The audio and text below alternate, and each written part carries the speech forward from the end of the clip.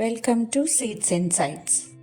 మనం ప్లాంట్స్లో తరచుగా ఎక్కువగా చూసే డిసీజ్ మిలీబగ్స్. అవి ఎలాంటి ప్లాంట్స్ అయినా, like flowering plants, fruiting plants, specially hibiscus plants. ఈరోజు వీడియోలో మిలీబగ్స్ని ఎలా కంట్రోల్ చేయొచ్చో చూద్దాం. మనం ప్లాంట్స్కి వాటరింగ్ చేసేటప్పుడు కానీ, వీడ్స్ తీసేటప్పుడు కానీ ప్లాంట్స్ని అబ్జర్వ్ చేస్తూ ఉంటాం కదా. అలాంటప్పుడు ఈ మిలీబగ్స్ని ఎప్పుడైతే స్పాట్ చేస్తామో అప్పుడు ఇమీడియట్గా ఆ పర్టికులర్ స్టెమ్ని పించ్ చేయడమో ప్రూన్ చేయడమో చేయాలి.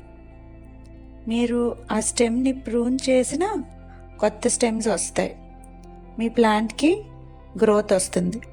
కానీ మిలీబగ్స్ని మాత్రం అలాగే వదిలేశారనుకోండి, అవి మీ ప్లాంట్స్ని కంప్లీట్గా డ్రై అయిపోయేంత వరకు తినేస్తాయి.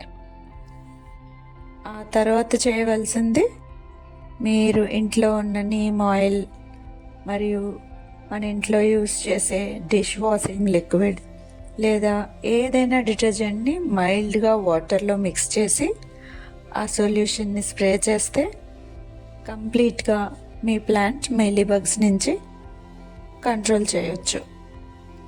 బట్ రిమెంబర్, ఈ సొల్యూషన్ని మైల్డ్గా ఉండేలాగా మిక్స్ చేయండి, లేదంటే మీ ప్లాంట్స్ యొక్క లీవ్స్ అన్నీ రాలిపోతాయి. ఇలా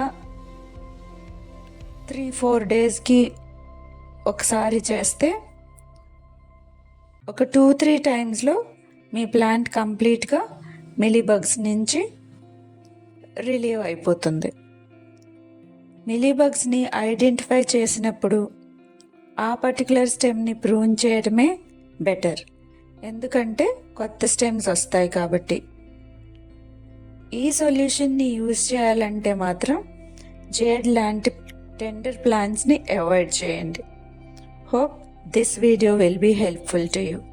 హ్యాపీ గార్డెనింగ్. Thank you.